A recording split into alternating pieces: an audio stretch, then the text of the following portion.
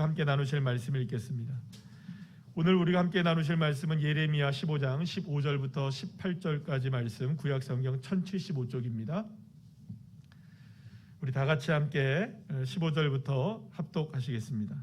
여호와여, 주께서 아시오니 원하건대 주는 나를 기억하시며 돌보시사 나를 박해하는 자에게 보복하시고 주의 오래 참으심으로 말미암아 나로 멸망하지 아니하게 하옵시며 주를 위하여 내가 부끄러움 당하는 줄을 아시옵소서. 만군의 하나님 여호와시여, 나는 주의 이름으로 일컬음을 받는 자라. 내가 주의 말씀을 얻어 먹었사오니 주의 말씀은 내게 기쁨과 내 마음의 즐거움이오나 내가 기뻐하는 모임 가운데 앉지 아니하며 즐거워하지도 아니하고 주의 손에 붙들려 홀로 앉았사오니 이는 주께서 분노로 내게 채우셨음이니이다. 나의 고통이 계속하며 상처가 중하여 낫지 아니하면 어찌 됨이니까. 주께서는 내게 대하여 물이 말라서 속이는 신에 같으시리까. 아멘. 할렐루야. 오늘은 우리 함께 읽은 예레미야 15장 15절에서 18절까지의 말씀으로 믿음이 무너져 내릴 때라는 제목으로 함께 은혜를 나누려고 합니다. 이 시대를 살아가고 있는 유명한 사람들의 일상은 어떨까요?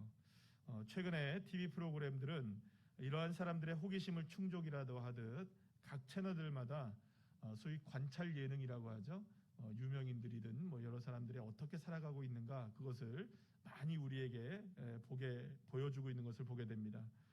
그들이 어떤 집에서 사는지, 또 어떻게 무엇을 먹고 살아가는지, 식사는 어떻게 하는지, 또 쉬는 시간에는 뭘 하고 있는지, 그들의 취미는 무엇인지, 그들은 집에서 도대체 어떤 옷을 입고 있는지 등등의 어떤 굉장히 지극히 사적인 영역도 과감하게 방송을 통하여서 우리에게 이제 보여주고 있는 것을 보게 됩니다.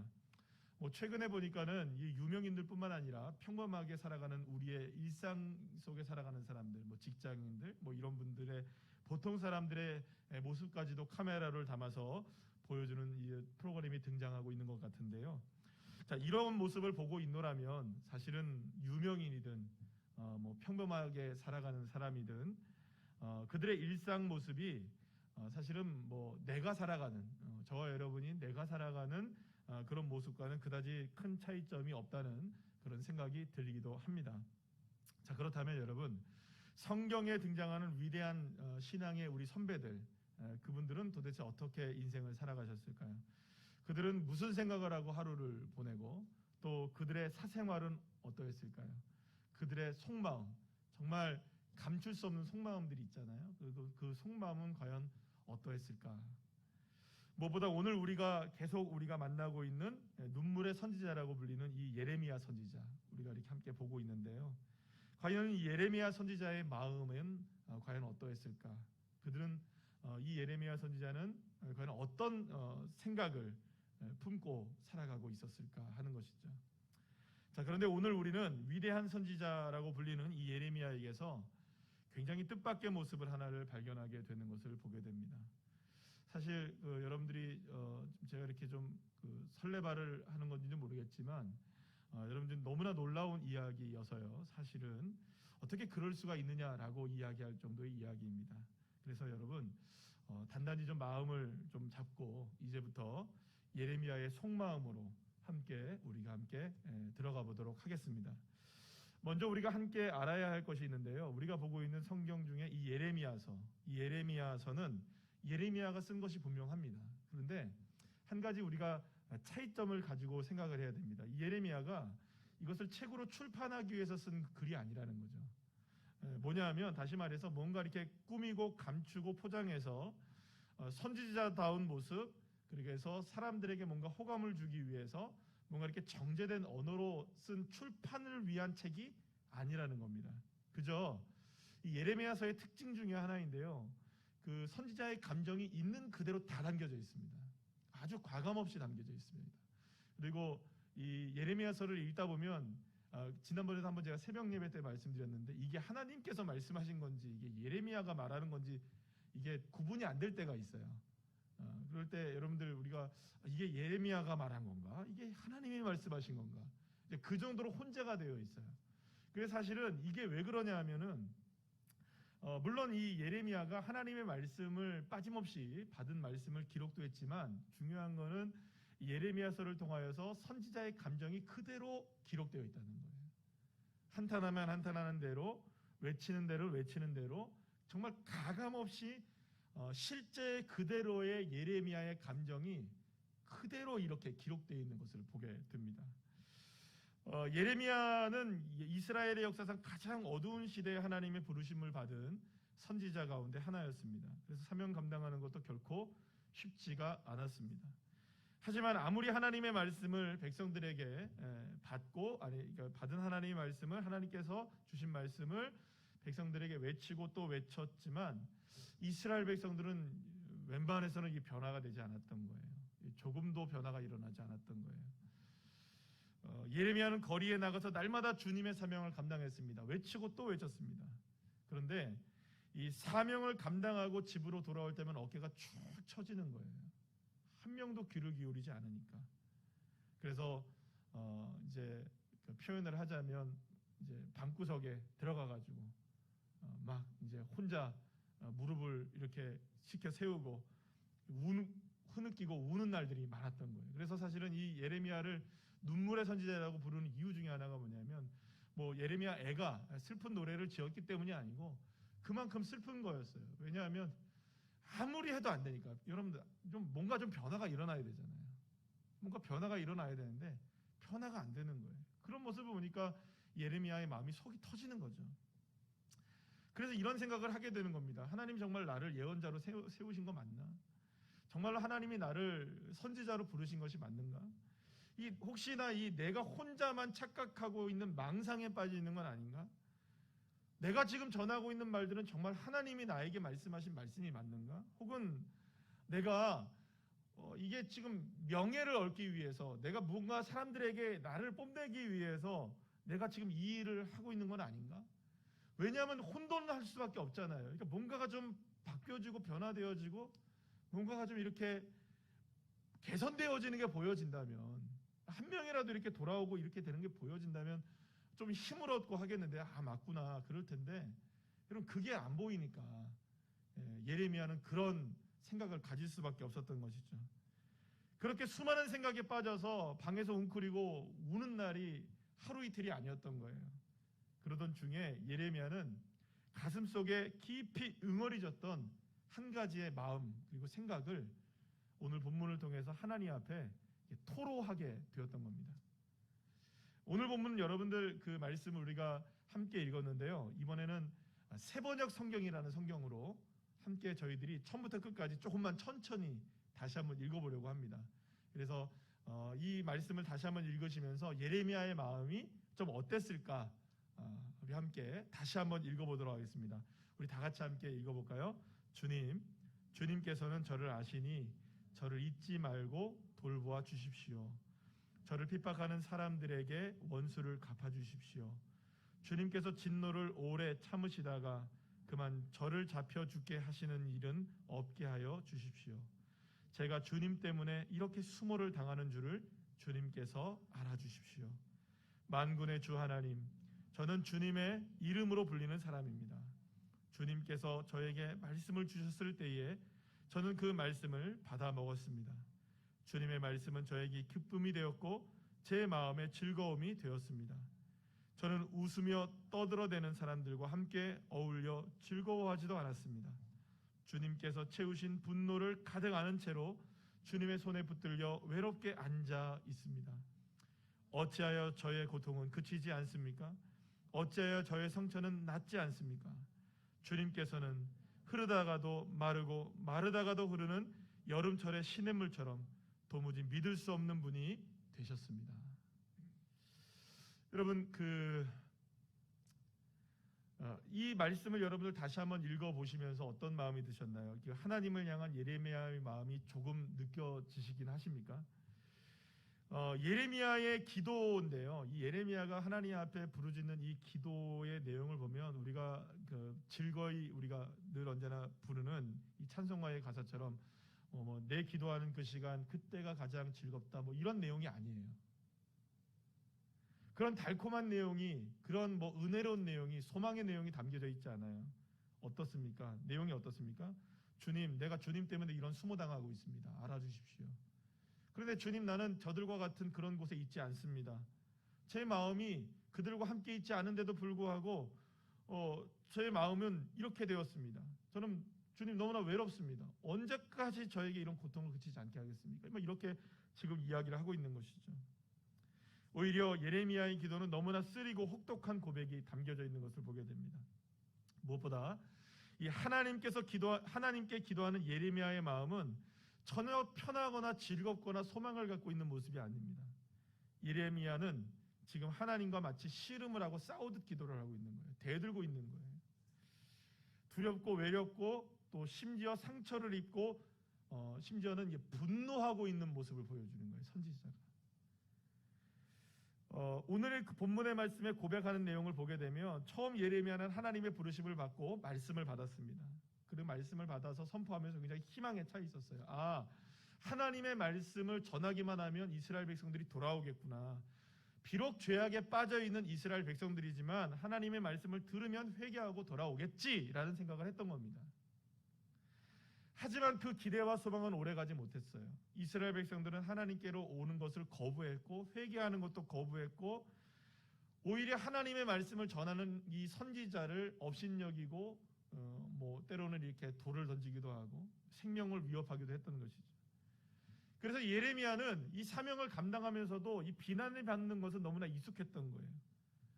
그리고 그 누구도 이 하나님의 말씀을 바르게 전하는 예레미야 선지자를 환영하는 사람들이 아무도 없었던 거예요. 제발 그 입 좀 다물라고, 그런 얘기하지 말라고, 이렇게 얘기를 했던 것이죠.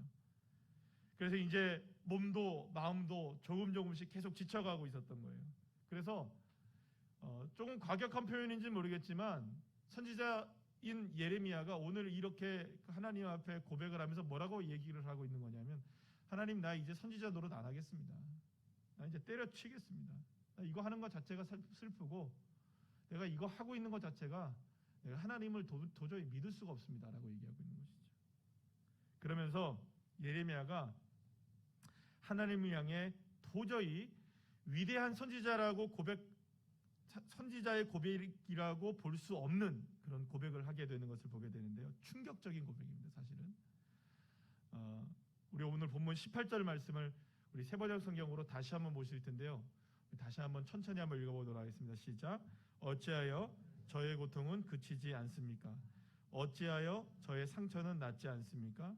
주님께서는 흐르다가도 마르고 마르다가도 흐르는 여름철의 시냇물처럼 도무지 믿을 수 없는 분이 되셨습니다.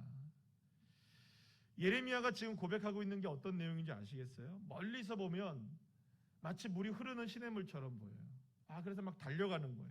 그래서 정작 가까이 가면 물이 있습니까? 없습니까? 없는 거예요. 사막에 보면 여러분들 그렇다고 그러잖아요. 여러분 저쪽에 보면 오아시스가 있는 것 같아요. 막 달려가서 보니까 있어요? 없어요? 없어요. 그걸 우리가 세 글자로 뭐라고 하죠? 신기루라고 얘기를 해요.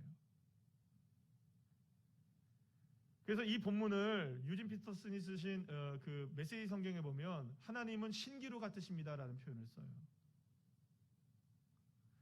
예레미야는 지금 하나님을 향해서 뭐라고 고백하고 있는 거냐면 하나님은 신기루입니다. 도저히 하나님은 믿을 수가 없습니다라고 고백하고 있는 거예요. 우리가 알고 있는 위대한 선지자 중에 가장 위대한 선지자였던 이 예레미야 선지자가 그의 입에서 지금 뭐라고 얘기하고 있냐면 하나님 신기루입니다. 하나님 이제 믿을 수가 없네요. 이렇게 이야기가 쏟아져 나오고 있는 거예요. 사랑하는 여러분, 지금 예레미야의 신앙은 매우 위태롭습니다. 우리가 선지자라고 이야기할 수 있는 그 사람인데도 불구하고 예레미야의 신앙이 너무나 위태로워요. 어쩌면 예레미야의 신앙은 완전히 무너져 내리고 있는지도 모릅니다. 선지자였지만 더 이상 하나님을 신뢰할 수가 없었던 겁니다. 단순히 하나님에 대한 회의에 빠지거나 어느 정도 의심을 할 수 있을 거예요. 그런데 문제는 그게 아니에요. 예레미야는 하나님이 신기루라고 얘기하고 있어요. 하나님 도저히 믿을 수 없다라고 이야기하고 있는 것이죠. 예레미야의 신앙이 붕괴되고 있었던 겁니다. 자, 그렇다면 어떻게 이토록 위대한 선지자가 하나님에 대한 신앙이 무너질 수가 있는가라는 것이죠.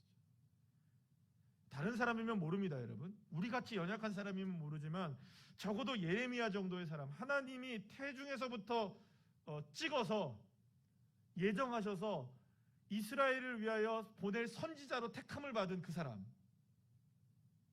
정말로 위대한 선지자, 다른 사람이면 몰라도 어떻게 예레미야에게서 이런 일이 일어나는 것이 가능한가라는 것이죠. 만약에 똑같은 모습이 저와 여러분에게도 일어난다면 이거는 큰일입니다, 여러분. 아마도 우리는 망연자실할 거예요. 그래도 우리라도 어떤 모습일까요? 그래도 여러분들, 예수 믿는 우리들이 이런 상황이 있으면 실망하고 또 실망해도 그래도 끝까지 누군가가 나를 붙잡아 줘서라도 주님의 앞에 좀 가게 했으면 좋겠고, 그죠? 그래도 끝까지 하나님이 나를 붙잡고 계시겠지, 이런 믿음이라도 여러분들 갖지 않겠습니까? 그런데 여러분들, 과감하게 여러분들 예레미야처럼 이렇게 고백하시기가 쉬울까요, 여러분? 하나님 신기루입니다. 하나님 도저히 믿을 수 없습니다.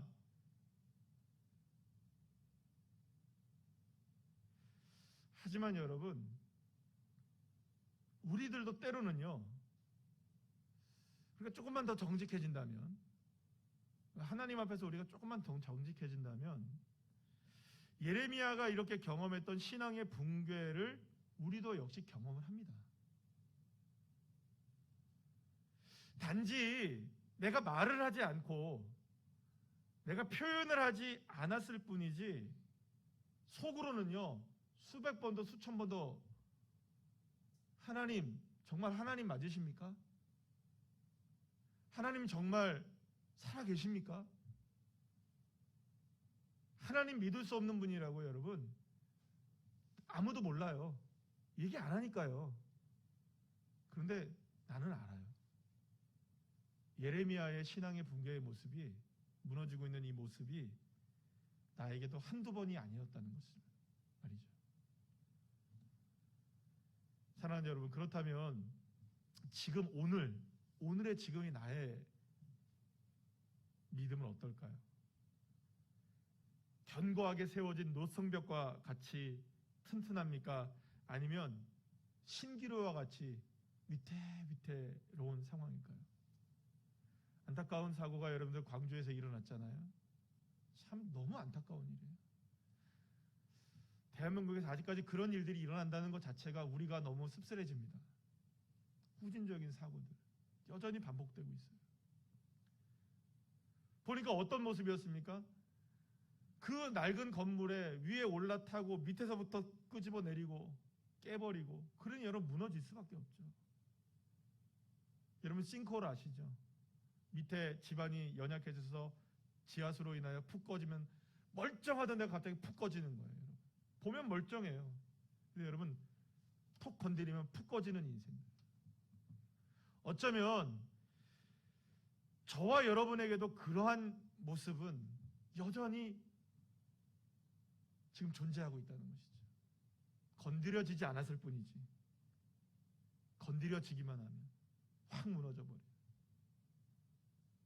주님을 향하여 의심하고 의심이 지나쳐 이제 못 믿을 정도가 돼버린, 그걸 마음에 안고 살아가고 있는 우리들의 모습. 만약 오늘 이 시간 이러한 신앙의 붕괴를 한 번이라도 여러분들 경험하신 분들이 계시다면, 혹은 오늘 그러한 마음으로 살아가고 있는 분들이시라면 계속되는 다음의 이야기를 조금 귀 기울여 주시면 감사하겠습니다. 누가복음 22장의 내용을 함께 나눠보려고 합니다. 예수님이 마지막에 제자들과 함께 최후의 만찬을 하시는 자리였어요. 예수님이 모두가 다 제자들이 나를 버리고 도망칠 것이다, 배반할 것이다, 이렇게 이제 얘기를 하시죠. 그러자 이제 제자들이 뭐 이런저런 얘기를 하다가 베드로가 이렇게 고백하는 내용과 예수님의 대답하는 내용이 이제 오늘의 잠깐 얘기를 드릴 내용인데요. 사실 여러분, 베드로라고 하면 제자들 12명 중에 당시만 하더라도 가장 앞서 있었던 제자였습니다. 수제자라고 우리가 보통 얘기하죠. 그래서 왜 수제자가 되었냐 하면 사실은 여러분 베드로가 위대한 믿음의 고백을 하잖아요. 주는 그리스도시요 살아계신 하나님의 아들이십니다라는 위대한 고백을 합니다. 이 위대한 고백을 통하여 하나님이 뭐라고 예수님이 뭐라고 베드로에게 얘기하냐면 내가 너에게 천국의 열쇠를 주겠다. 놀랍죠, 그죠? 천국의 열쇠를 준다 하니까. 그래서 모든 사람들이 베드로를 너무나 부러워해요. 그것뿐만이 아니었어요, 여러분들. 베드로는 믿음이 너무나 좋았어요, 여러분들. 아무도 걸어보지 못했던 어디를 걸어봤습니까? 예수님과 함께 무리를 걸어봤어요. 아무도 할 수 없었던 일이었어요. 그러니까 여러분, 베드로는 제자들 가운데 탑 클래스였어요. 영웅이었어요. 믿음으로는 베드로를 따라갈 만한 사람이 없었어요. 그런 베드로가 예수님께 이렇게 고백을 합니다. 누가복음 22장 33절 말씀인데 우리 다 같이 읽어볼까요? 그가 말하되 주여 내가 주와 함께 오게도 죽는데도 가기를 각오하였나이다. 이렇게 얘기해요. 주님, 나는 주님을 위해서라면 내 한 몸 이 한 몸 불살아서라도 주님 끝까지 내가 주님과 함께 동행하겠습니다 라고 단디 고백한 겁니다. 진짜 이런 영웅적이고 열정적인 고백에 대해서 예수님이 뭐라고 말씀하시느냐? 쉬운 성경의 말씀으로 31절 말씀 우리 다 같이 읽어볼까요? 시작. 시몬아 시몬아 사탄이 너를 마치 밀가부르듯 하는 것을 허락해달라고 요청하였다. 누구에게 요청했다는 겁니까? 예수님에게 사탄이 내가 한번 예수님 이 베드로를 밀을 까부르듯이 그냥 막 한번 그냥 막 기계 한번 확 돌려버릴까요? 그냥 이렇게 얘기를 했다는 거예요. 예수님은 영웅적인 믿음을 드러냈던 베드로를 향해 신앙의 영웅주의적인 그 사고방식은 한계가 있다는 것을 분명하게 얘기해 주고 계시는 거예요. 다시 말하면 그 이상의 무엇인가가 필요하다. 단순한 의지, 결단, 심지어는 베드로가 지금 죽음을 각오하고 있잖아요. 옥에 들어가는 것도 각오하고 죽는 것도 각오하고 있잖아요.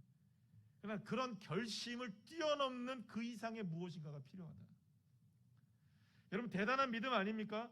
옥에도 같이 가고 죽는데도 같이 가겠습니다. 믿음이 있잖아요, 여러분들. 그런데 우리가 다 알죠, 여러분들. 베드로의 믿음이 그대로 지켜졌나요? 믿음은 무너졌나요? 얼마 가지 못해서 무너졌습니다. 예수님을 몇 번이나 부인합니까? 3번이나 부인하고 저주까지 합니다. 도망쳐버립니다. 여러분 베드로가 의지가 적었던 것이 아닙니다. 결단이 없었던 것도 아닙니다. 믿음이 부족했던 것도 아닙니다. 대단한 믿음을 가지고 있었습니다. 무리를 걸어봤습니다. 주는 그리스도시고 살아계신 하나님의 아들이십니다라고 끝까지 고백을 했었습니다. 그러나 베드로에게 필요한 것은 그런 결단과 믿음, 의지 이게 아니었던 거예요. 그 이상의 무엇인가가 필요했던 것이죠. 그렇다면 베드로에게 진짜 필요했던 것은 무엇일까요? 믿음보다 더 소중한 것, 내 의지와 결단과 주님을 따르려는 간절한 소망보다 더 중요한 것, 진짜 중요한 게 뭘까? 진짜 중요한 게 뭘까? 진짜 있어야 되는 게 뭘까? 예수님은 베드로에게 계속해서 이렇게 말씀하십니다. 32절 말씀에 쉬운 성경입니다. 다 같이. 그러나 나는 내가 믿음이 꺾이지 않도록 기도하였다. 주님, 나는 이렇게 하고 저렇게 하겠습니다. 나는 주님 이렇게 하겠습니다. 그런데야 베드로야, 사탄이 너를 밀가부르 하겠다고 나한테 요청하는데 내가 어떻게 하겠니? 그런데 나는 내 믿음이 꺾이지 않도록 나는 지금 너를 위해 기도하고 있다라고 말씀하시는 거예요. 그러면 이게 무슨 일일까요? 사랑하는 여러분, 저와 여러분 우리의 신앙이 꺾이지 않는 이유, 무너지지 않는 이유가 어디 있느냐? 다시 말하면 저와 여러분의 신앙이 지금 이 정도라도 떨어지지 않고 무너져 내리지 않고 꺾이지 않는 이유가 어디 있는 줄 아십니까? 우리의 결단 때문이 아닙니다. 우리의 다짐 때문이 아닙니다. 심지어 우리의 믿음 때문도 아니에요. 사랑하는 여러분, 예수님이 저와 여러분을 위해 기도하고 계시기 때문입니다. 주님이 나를 붙들어 주시기 때문에, 주님이 나를 위해 기도하지 않으신다면, 주님이 저와 여러분을 위해서 붙들어 주시지 않으신다면 이미 우리는 수천 번, 수백 번, 수만 번도 신앙이 무너졌을 거예요. 실패했을 것이 분명합니다. 베드로처럼 부인한 일이 한두 번입니까, 여러분? 베드로처럼 넘어졌던 일이 한두 번입니까? 아니, 베드로처럼 다짐했던 적이 한두 번입니까, 우리가? 다짐하고 넘어지고 다짐하고 넘어지는 일을 수없이 반복하면서도 지금까지 우리가 이렇게 견뎌내고 버티고 있는 이유가 뭔지 아십니까? 주님께서 저와 여러분을 위해 기도하고 계시기 때문에.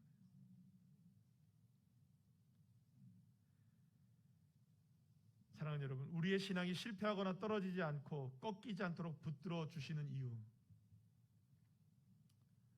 그것은 우리가 가진 주님의 향한 열정이나 사랑 때문이 아닙니다.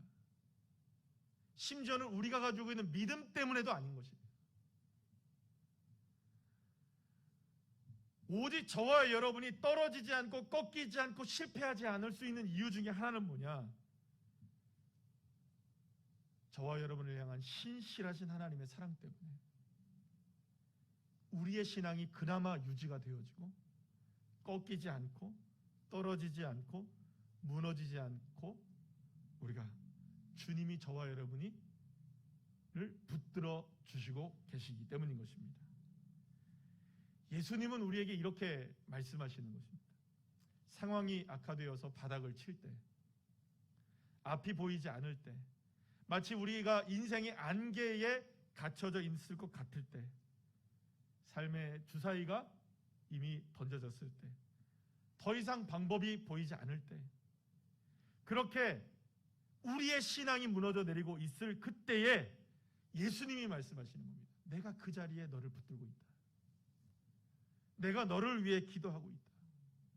너는 일할 수 없지만 나는 행할 것이다. 너는 할 수 없지만 나는 할 것이다. 내가 너를 붙들어 줄 것이고, 내가 너를 위해 기도하고 있고, 내가 너를 사랑하고 있고, 내가 너에게 은혜를 베풀어 주고 있다.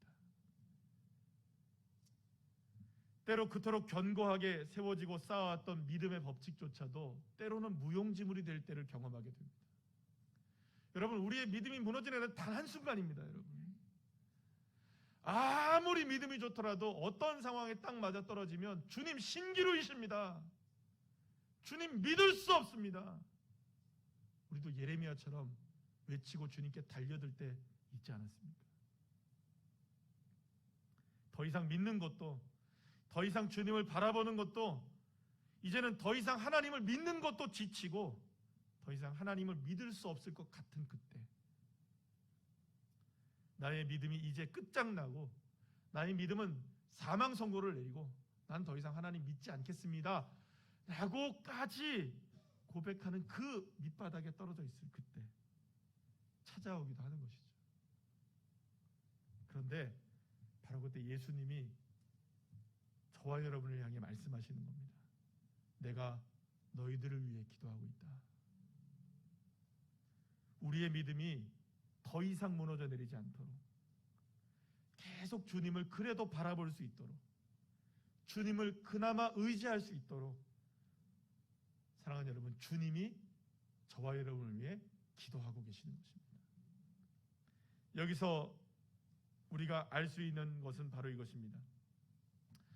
우리가 주님을 믿을 수 있는 것은 결코 우리의 노력이나 다짐 때문이 아니라 예수님이 저와 여러분을 위해 기도하시고 계시기 때문이라는 겁니다.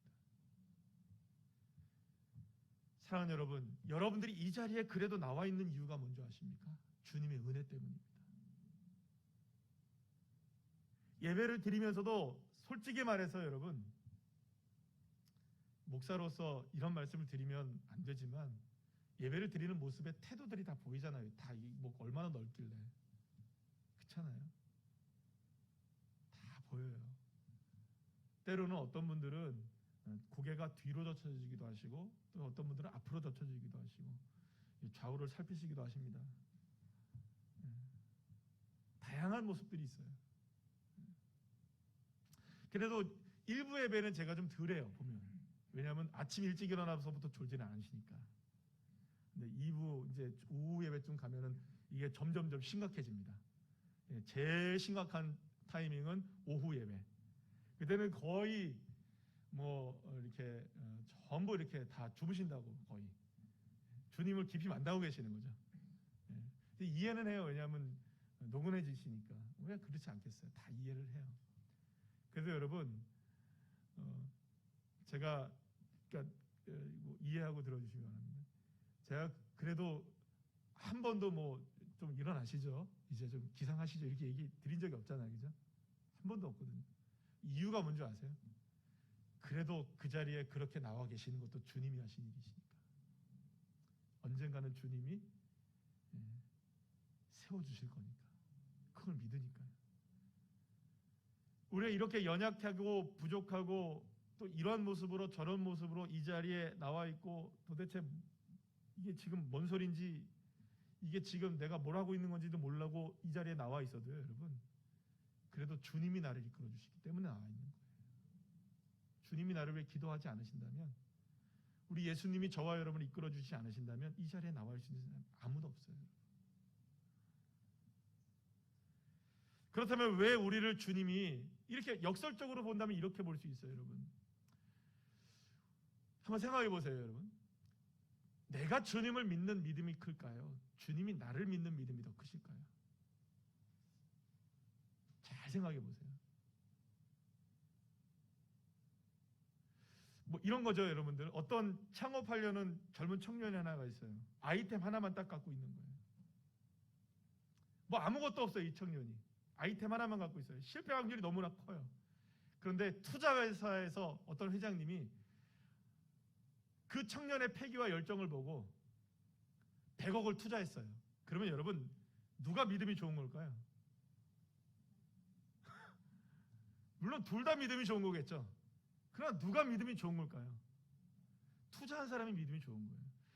사랑하는 여러분, 우리가 아무리 믿음이 좋다 할지라도요, 정말 우리가 속으로 딱 까집어서 얘기하면요, 날 뭘 보고 주님이 용서해 주시는데요? 날 뭘 보고 주님이 나를 용서해 주신대요?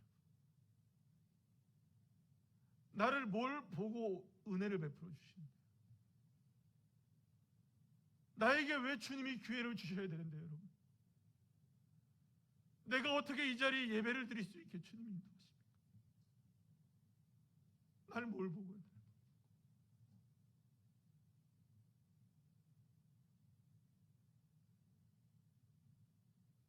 어떻게 나를 믿어주실 수 있으세요?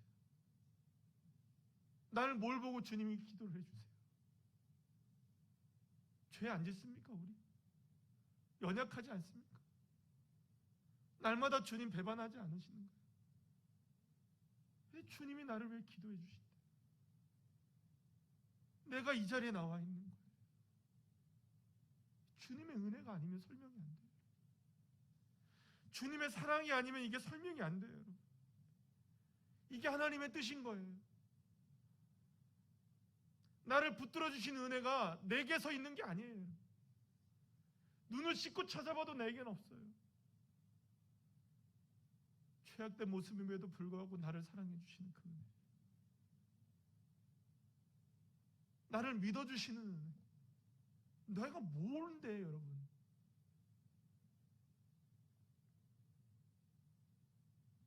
선지자였지만 예레미야는요, 자신의 믿음이 무너져 내리는 것을 경험합니다. 어쩌면 믿음의 문제는 선지자나 목사나 평신도나 똑같이 경험하는 문제입니다. 선지자라고 해서 여러분들, 목사라고 해서 모두가 다 믿음이 견고한 건 아니에요. 평신도라고 해서 믿음이 연약한 것도 아닙니다. 여러분, 믿음은 그러고 보면 직분도 신앙의 연수도 나이의 많고 적음도 아무런 소용이 없는 거예요. 그 사람이 얼마나 최선을 다하는지의 문제도 아니고요, 열심의 문제도 아니고 재능의 문제도 아니고 능력의 문제도 아니에요. 오직 저와 여러분이 믿음이 무너지지 않고 견고하게 세워질 수 있는 단 하나의 이유를 댄다면 하나님의 은혜입니다. 주님이 붙들어 주시는 은혜, 나를 위해 기도해 주시는 은혜, 그 은혜 때문에 이렇게라도 여러분들 연약한 믿음에도 불구하고 부족한 믿음에도 불구하고 늘 죄짓고 넘어지고 쓰러지고 주님을 배반하고 신앙인답지 살지 못함에도 불구하고 오늘 우리가 이렇게 살아갈 수 있는 하루를 허락해 주신 은혜, 저는 예레미야의 불평과 예레미야의 믿음 없는 모습이 드러나는 것이 얼마나 감사한지 몰라요. 마음이 무너져 내리고 있는 거예요. 신앙이 붕괴되고 있었던 거예요. 믿음이 다 무너져 내리고 있다는 걸 주님 앞에 토로하고 있는 거예요. 주님은 신기루이십니다. 주님 믿을 수 없습니다. 예레미야가 얼마나 힘겨웠겠어요. 얼마나 외로웠겠어요. 얼마나 답답했으면 이 소리를 쳤겠습니까, 여러분. 그런데 사랑하는 여러분, 얼마나 외로우십니까? 얼마나 힘겨우십니까? 얼마나 답답하세요? 여러분, 얼마나 우리 괴롭습니까? 주님을 향해 무너지는 마음 누가 알아주기라도 합니까? 버티고 견디지만 여러분, 우리 마음속에 들어오는 이 의심의 구름이 도대체 멈춰지지 않을 때 내 아픔 중 누가 알아주기라도 합니까, 여러분? 그래서 주님을 믿는 믿음마저 끊어버리겠다고 예레미야처럼 우리가 어쩌면 속으로 외쳐버리고 있는 것은 아닐까요? 그런데 여러분, 이런 예레미야를 향해 하나님이 말씀하시고 또 동일하게 예레미야에게 말씀하시듯 저와 여러분을 향해서 오늘 말씀하십니다. 믿음이 다 무너져 내리고 있는 예레미야를 향해, 그리고 별반 다를 바 없는 저와 여러분을 향해 하나님이 말씀하십니다. 20절, 21절 말씀 우리 다 같이 함께 쉬운 성경의 말씀을 읽어볼까요? 내가 너를 이 백성 앞에서 굳건한 성벽처럼 만들 것이니 너는 노쇠 성벽처럼 굳건할 것이다. 그들이 너와 맞서 싸워도 너를 이기지 못할 것이다. 내가 너와 함께하여 너를 돕고 구원해 주겠다. 나 여호와의 말이다. 내가 너를 이 악한 백성에게서 구해내겠다. 이 잔인한 사람들에게서 너를 건져내겠다. 주님 신기루이십니다. 주님 믿을 수 없습니다라는 그 말도 안 되는 한탄을 고백을 했던 예레미야에게 하나님은 야, 너 도대체 무슨 얘기냐? 나를 믿을 수 없어? 이 배은망덕한 놈, 이러지 않으셨어요. 여러분, 이게 놀라운 하나님의 은혜입니다. 어떻게 예레미야가 그런 얘기를 할 수 있겠어요? 그런데 하나님 뭐라고 말씀하십니까? 내 신앙이 너무나 하찮게 보이고 아무것도 보잘것없는 것을 느끼고 될 때, 더 이상 소망이 없어 보일 때 주님께서 집요하게 우리를 따라오시면서 완강하게 우리의 믿음을 붙잡아 주시는 그 은혜, 도와주시고 굳건한 성벽이 되게 하시겠다고, 끝까지 너를 추적하여서 내가 너를 붙들어주고 내가 너를 세워주고 너 성벽이 되게 해주고 내가 너를 건져내고야 말겠다. 그게 누구시냐? 저와 여러분의 하나님이십니다. 그래서 주님은 예레미야를 향해 19절 말씀에서 이렇게 얘기하죠. 다 같이 시작. 내가 만일 돌아오려면은 내가 너를 다시 이끌어 내 앞에 세울 것이다. 사랑하는 여러분, 나를 붙들어 주시고 나를 위해 기도해 주시는 주님께로 돌아오시면 됩니다. 방황을 그치고 주님의 말씀을 떠나 살던 길에서 떠나서 우리의 믿음을 다시금 견고한 노성벽으로 세워주시기 위해 나를 떠나지 않으시는 그 하나님의 사랑, 나를 붙들어 주시는 그 하나님의 사랑, 나를 위해 기도해 주시는 그 하나님의 은혜, 나와 함께 하시는 그 하나님의 놀라운 능력 안에 다시금 우리가 소망을 얻고 다시금 승리의 길을 걸어가는, 주님의 손을 붙잡고 걸어가는 귀한 자녀들 한 분 한 분들이 다 되시기를 간절히 축복합니다.